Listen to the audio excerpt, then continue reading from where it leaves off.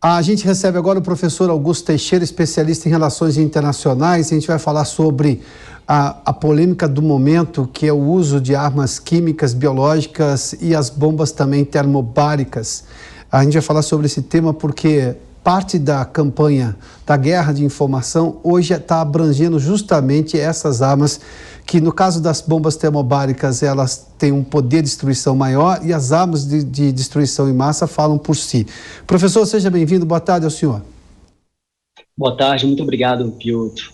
Professor, a gente viu um debate agora há pouco no Conselho de Segurança da ONU de, obviamente, a maioria acusando a Rússia de ter conhecimento e habilidade em usar armas de destruição em massa, porque a Rússia acusou os Estados Unidos de terem cientistas lá, de terem homens dentro da Ucrânia fabricando essas armas.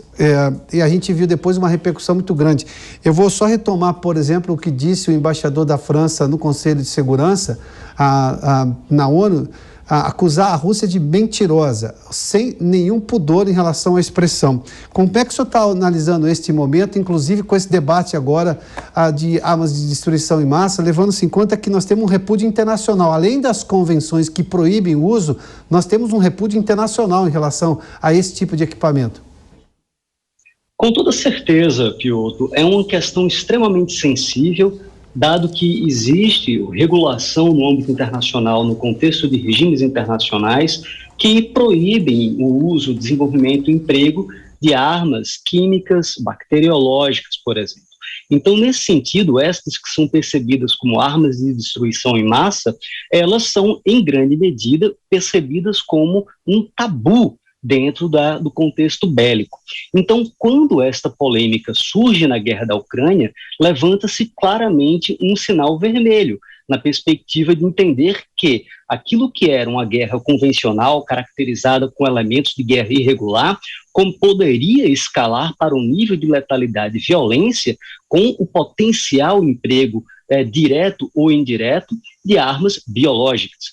Não é à toa que a primeira vez em que a discussão sobre os laboratórios na Ucrânia surge, vem com a denúncia da própria Rússia, afirmando que os Estados Unidos possuíam mais de 20 laboratórios dentro da Ucrânia, de pesquisa biológica, inclusive estudando patógenos importantes, como a antrax e a peste. Nesta perspectiva, os Estados Unidos foram muito rápidos, obviamente entendendo a relevância do duelo de informações e na tentativa de ganhar a narrativa dominante com o seu público e o público internacional, afirmando os Estados Unidos que os laboratórios que existiam em cooperação com a Ucrânia eram voltados essencialmente para pesquisa biológica, sem intenções ofensivas e muito menos com a perspectiva de transformá-los em armamento. A questão se observou com clareza que a Ucrânia, que é um país que foi da União Soviética, que possuía um programa de pesquisa de armas químicas e bacteriológicas, é um país que tem, obviamente, cientistas com expertise nessa área. Entretanto, Piotr, tem um aspecto que nós devemos considerar, que existe uma razão muito clara para que armas químicas e bacteriológicas, por exemplo, não sejam utilizadas ou amplamente utilizadas em guerra. Primeiro, a capacidade de controle da sua propagação, ela é muito difícil de ser feita, então, ao usar uma arma biológica, esta poderá se voltar contra suas tropas ou contra a sua própria população. E, por outro lado, existe também o elemento do timing, ou momento militar, na perspectiva de que o tempo, por exemplo, de incubação de uma arma biológica e a sua destruição desejada, ela não necessariamente atende aos requisitos temporais de uma operação como esta, da Rússia, que já tem, em grande parte, um tempo que pressiona muito Moscou em relação à chamada liberdade de ação exterior do país. Professor Augusto Teixeira, a gente está passando, pelo menos se acredita agora, o fim de uma pandemia. Embora a guerra extrapole as ações e o desespero, às vezes, para ganhar a guerra ou para resistir a uma invasão, no caso da Ucrânia, possa ser levada em conta nesse momento, esta experiência especificamente da pandemia, de um vírus que até hoje a ciência ainda tenta compreender, dadas as suas mutações, pode mudar, pelo menos, a perspectiva do uso desse tipo de arma, além do que o senhor já disse, ou seja, da capacidade de saber o quando que essa arma vai fazer efeito, ou seja, uma bactéria que é lançada diante de uma população, quanto tempo isso vai realmente fazer efeito e ter, digamos, o resultado do que fez aquele exército que usou desse tipo de arma. A pandemia vai ser um divisor de águas em relação a esse tipo de estratégia militar ou não? Olha, a pandemia, sem dúvida alguma, ela demonstra o efeito disruptivo que ameaças no campo biológico podem provocar, não apenas para a vida humana, mas para a saúde da economia global.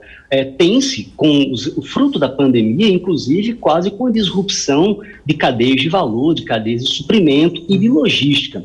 Então, isto, ao meu ver, a experiência da pandemia reforça a compreensão de que o possível emprego de armas biológicas não atende a um objetivo estratégico quando este corresponde à vitória e à produção de resultado político. Em geral, é possível você postular a produção de resultado militar e sua posterior tradução em objetivo político através de meios militares convencionais e irregulares, sem o necessário uso de um tipo de armamento que é proscrito, que existe, inclusive, uma preocupação sólida por parte da comunidade internacional no banimento dessas capacidades. Por exemplo, na guerra da Síria, ainda em ativação, tivemos uma situação em que os Estados Unidos, o governo sírio e a Rússia intermediaram um processo para que a Síria destruísse seus estoques de armas químicas e biológicas, por exemplo. Então, isso é importante na perspectiva de compreender que países como Rússia e Estados Unidos, que possuem capacidades para a produção de armas bacteriológicas e químicas, têm uma preocupação na contenção dessa capacidade e, em particular, um receio no tocante ao seu uso ou seu emprego. A questão da pandemia, ela deixa muito claro, Piotr, na perspectiva do risco da utilização de uma arma biológica. Não se sabe hoje se o vírus ele surgiu na natureza ou se ele escapou de um laboratório. Mas caso a hipótese de que ele tenha escapado de um laboratório tenha sido a correta, observa-se que com muita clareza que ele surtiu efeitos negativos e deletérios para todos os lados possíveis de um potencial conflito, ou seja, armas químicas e bacteriológicas e, em particular, no campo do emprego de elementos vivos biológicos para destruição, não tende a apresentar um resultado interessante, em particular no campo militar e, obviamente, politicamente no longo prazo. Professor Augusto Teixeira, eu vou pedir só a interrupção dessa nossa conversa por um instante, porque a gente vai ouvir nesse momento o encarregado de negócios da Embaixada da Ucrânia no Brasil, Anatoly Tikak, ele que tem se pronunciado diariamente. A criação dos corredores humanitários. No entanto, por causa dos bombardeios pelas forças armadas russas, a evacuação da população não aconteceu. Só no dia 9 de março conseguimos evacuar 48 mil pessoas das cidades de Sumy, Energodar e as cidades próximas à capital, a cidade de Kiev. No dia 10 de março aconteceu uma nova rodada de negociações em Turquia entre os chanceleres da Ucrânia e a Rússia. Mas a posição russa, mas a parte russa não foi pronta para garantir o cessar-fogo e a abertura dos corredores humanitários. Para hoje estavam previsto a abertura de 12 corredores humanitários. A Ucrânia está precisando de ajuda humanitária. Nos dias de 1º a 9 de março, já recebemos 36 mil toneladas de ajuda humanitária. Agradecemos a todos que entregaram essa ajuda. Agradecemos ao Brasil, que mandou um avião com a ajuda humanitária para a Ucrânia. Agradecemos também pela assistência financeira. Nos últimos dias, aconteceu, em 7 de março, o Banco Mundial abriu um pacote de financiamento de 700 milhões de dólares. Em 9 de março, o Banco Europeu de Reconstrução e Desenvolvimento também prestou uma ajuda para os cidadãos, empresas e os países afetados pela guerra na Ucrânia de 2 bilhões de euros. O Fundo Monetário Internacional, no dia 9 de março, também tomou a decisão de outorgar uma ajuda de 1,4 bilhões de dólares. O Parlamento dos Estados Unidos aprovou uma ajuda de 13,6 bilhões de dólares em ajuda à Ucrânia. Muito obrigado.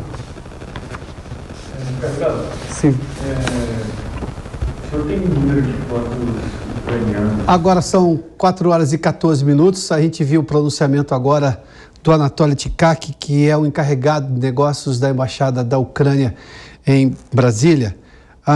Eu vou voltar à entrevista agora com o professor Augusto Teixeira, que é especialista em relações internacionais. Professor, o Felipe Bueno, nosso comentarista, quer lhe fazer uma pergunta. Felipe. Obrigado. Professor, muito boa tarde. Há 100 anos, né, arredondando, as armas químicas o uso das armas químicas foi surpreendente, foi um dos momentos mais terríveis da Primeira Guerra Mundial. Mas foi uma novidade, uma terrível novidade, uma novidade assassina, mas daí para cá, 100 anos se passaram, criou-se todo um protocolo que o senhor já citou, criou-se uma jurisprudência, mas ainda assim a gente fala em uso de armas químicas e biológicas. O senhor acabou de citar o conflito na Síria, né? E há uma guerra de narrativas agora nessa questão Ucrânia e Rússia, novamente sobre o uso de armas químicas e biológicas. Então eu pergunto, né, para além da proibição, como fazer a prevenção do uso, né? De que maneira os organismos internacionais podem se antecipar a esse eventual uso de armas químicas pelos países? Perfeito. Esta é uma questão essencial na segurança internacional, na perspectiva de que existem, como você bem coloca, regulamentos que buscam constranger o desenvolvimento e o uso de armas químicas ou bacteriológicas, ou biológicas, na verdade, que são, em sua essência, armas de destruição em massa e que, em geral, têm uma perspectiva de uso indiscriminado, ou seja, ela não faz a diferença entre os alvos militares e alvos ou possíveis danos colaterais civis. Então, quando nós observamos o comportamento das grandes potências que dialogam fortemente com as organizações que empreendem esses regimes de controle, vê-se um elemento importante no tocante à observância da sua regulamentação, da mesma forma que existe uma pressão no campo político, diplomático, para que ocorra a visibilidade e a publicidade dos laboratórios, os laboratórios nível 4, por exemplo, e em particular daquilo que está sendo desenvolvido em cada país. Uma analogia para nós entendermos algo que funciona relativamente bem no campo de armas de destruição em massa é a Agência Internacional de Energia Atômica, que tem como um seus elementos do seu mandato a não proliferação nuclear.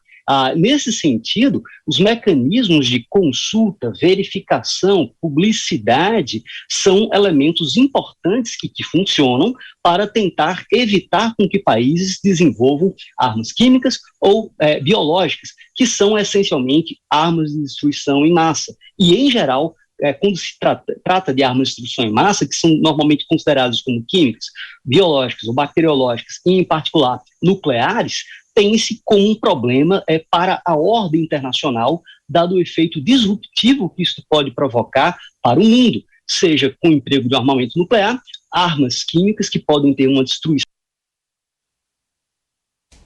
Nós tivemos um problema na comunicação com o professor Augusto Teixeira, que estava justamente respondendo. Agora sim, professor, o senhor nos ouve, só para concluir seu raciocínio, por gentileza? Escuto perfeitamente. Apenas concluindo o raciocínio. Claro.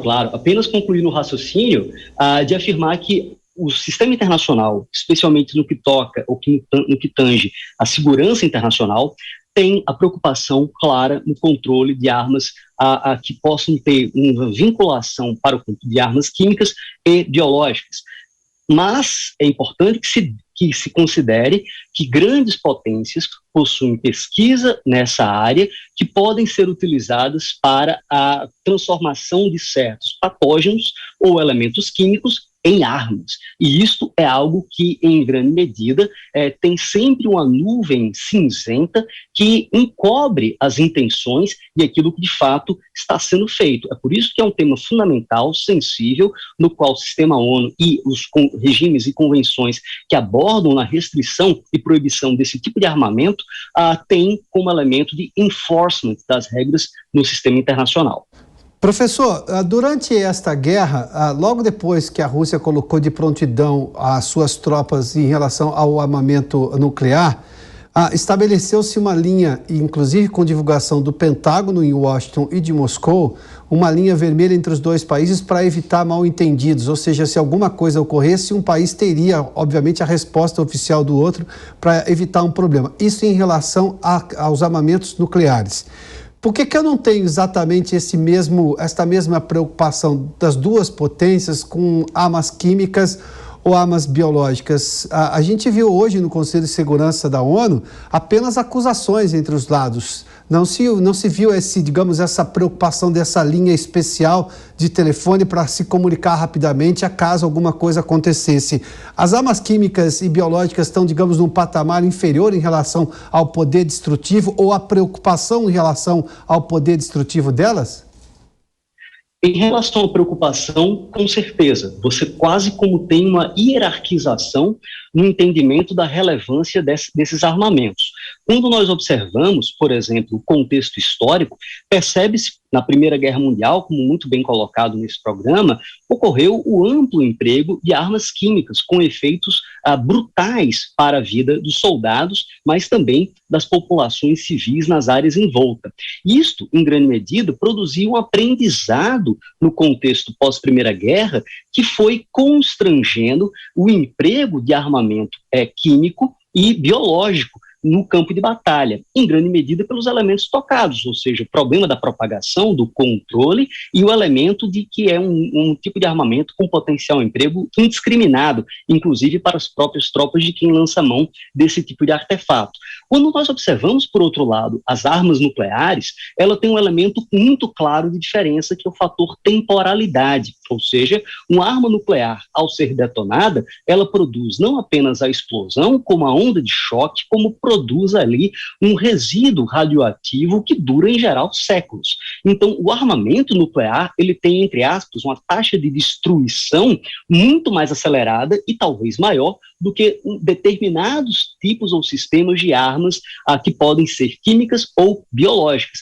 Contudo, e é importante que quem nos escuta e assiste entenda, existe no sistema internacional elementos que buscam o banimento de armas químicas, de armas biológicas. Existe uma preocupação e um diálogo entre as grandes potências na regulação desses elementos, mas no caso das armas nucleares, tem-se como um fator essencial de controle e regimes muito mais desenvolvidos, internalizados no mundo inteiro.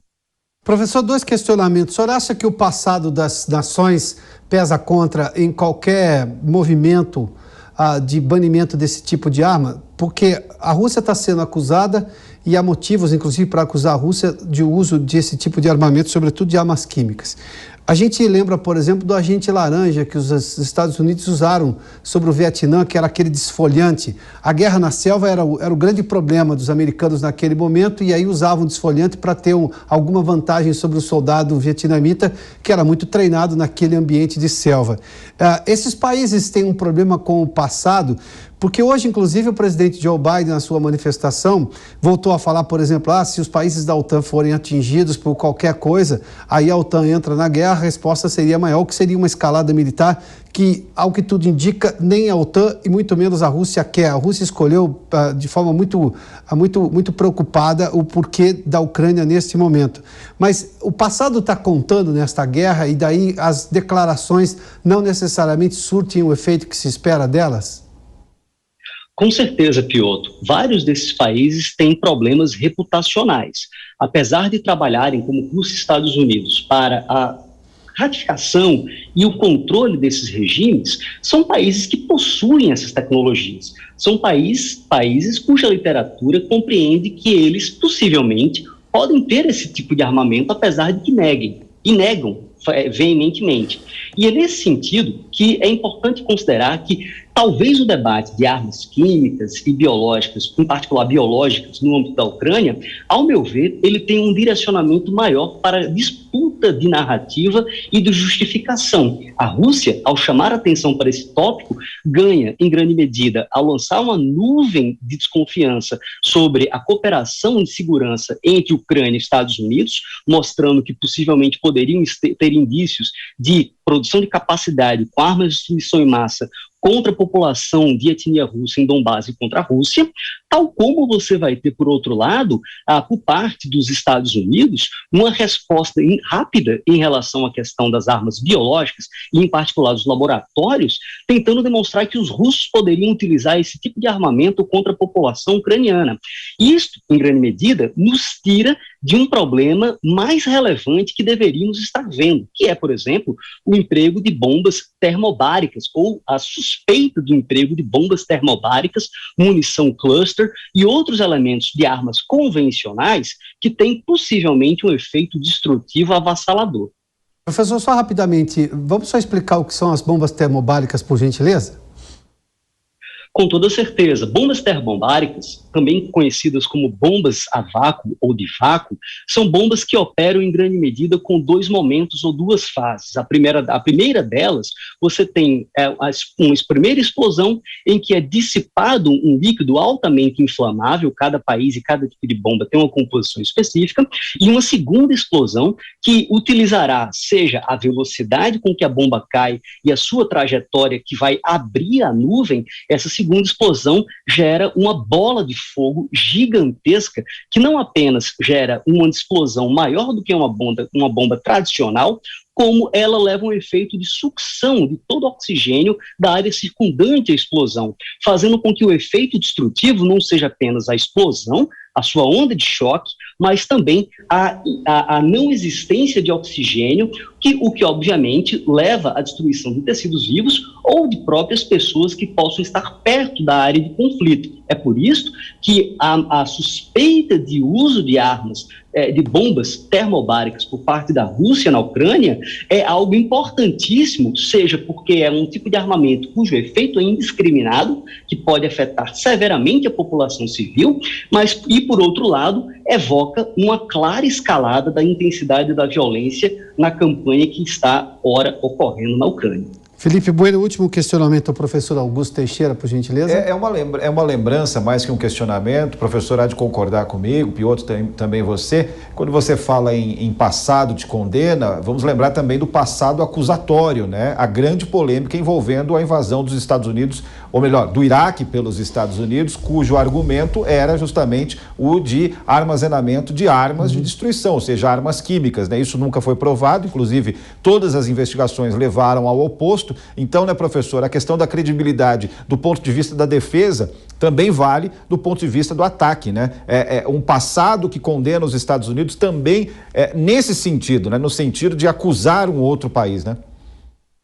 Sem dúvida alguma. O caso muito bem trazido por ti sobre do Iraque, ele é extremamente elucidativo, de como a questão das armas de destruição em massa é um tema que mobiliza a comunidade internacional em virtude do seu efeito destrutivo e, por outro lado, vai se demonstrar também o quão ela pode ser utilizada como casus belli, ou seja, como uma justificativa para a ação militar.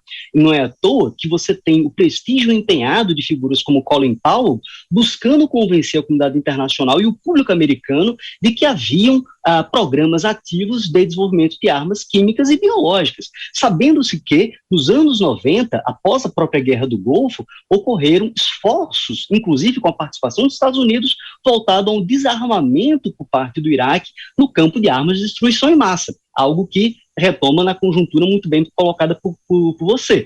Entretanto, se a gente olha para a situação atual em que a Rússia e a Ucrânia se encontram e o debate relacionado a armas de destruição em massa, em particular as biológicas, tem-se um entendimento, na forma que eu percebo, muito mais uma preocupação retórica, uma preocupação para ter uma narrativa dominante, do que necessariamente uma preocupação fática. Por que isto? Porque se nós considerarmos que, sejam os ucranianos com os americanos ou os russos, tenham armas biológicas e as empreguem, tem-se um efeito muito difícil na produção de condições políticas pós-conflito. E aí temos que entender quais são os objetivos políticos da guerra.